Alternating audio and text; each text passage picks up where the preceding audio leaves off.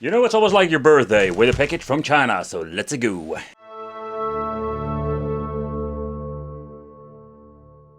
The functionality. That is kind of interesting because even now in 2021 we have a lot of these mini versions without the freaking HDMI. So this is what we're going to get inside the box. What I find quite strange, it's not the HDMI cable, that's a 5G that they give me one. But we're going to get two very long USB extension cable. I'm more like, why the hell are we going to get these? Because when you're looking at the controllers, by the way, the controls are really horrible, like the really cheap versions. But look at this. It's a very long USB cable, so I have no idea why they're going to give us like extra cables. But okay, hey, if it's free, it's okay. Micro USB.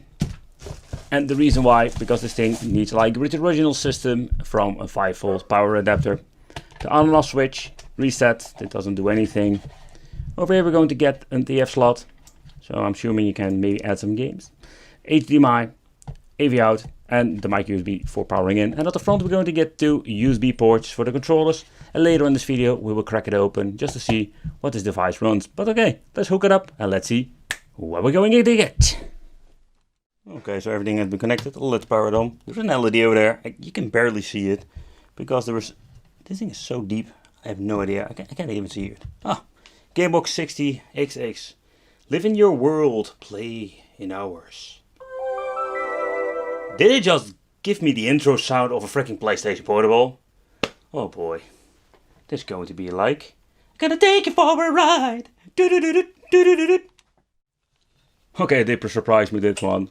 So here at the top we're going to get some icons. Can we switch it out? Nope, there's nothing we can do about it. More like shortcuts to games. I really hate those things because you can change it out, and if they're going to get messed up, like the files corrupted, you're just dumb. It has support for Neo Geo, Super Famicom, Game Boy Advance, Mega Drive, Famicom, and hearing the setup. Let's take a close look in this.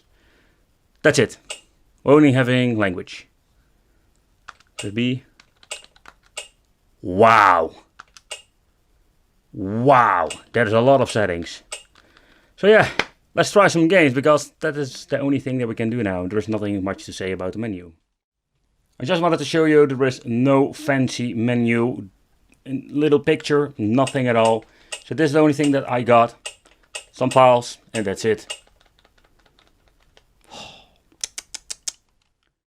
So when you want to boot up a game, it seems to be having these settings.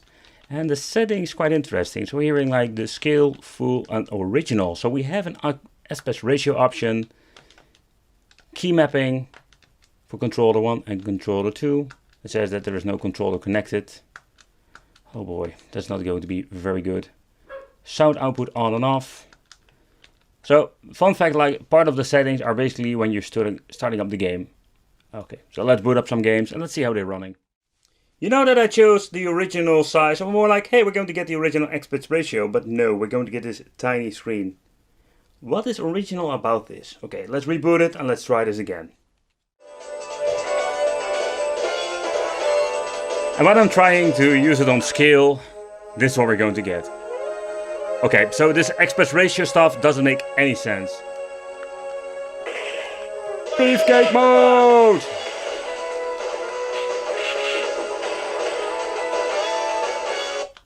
Pressing select to start brings me back to the main menu. We can make a save game and a load game. Quite interesting. But I can already say like, this main game runs like shit. Listen to the music. Oh.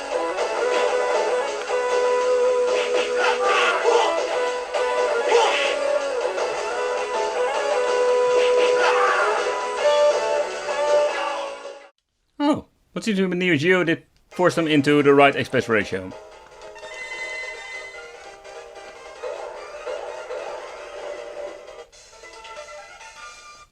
So fun fact is that like, whoa, okay, that was messed up.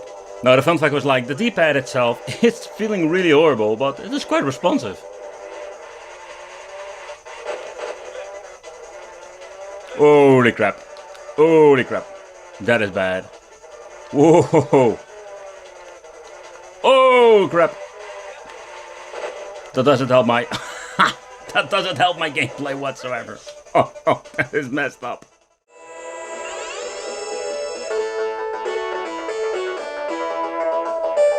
Oh boy. Oh boy, oh boy, oh boy. Oh my. I think I'm not going to say anything more.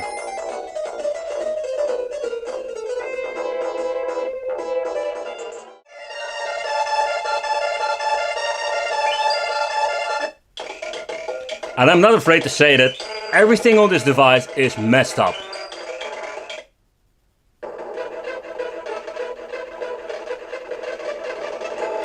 And these are like the same issues that I noticed with like the cheap handhelds from 4 or 5 years ago.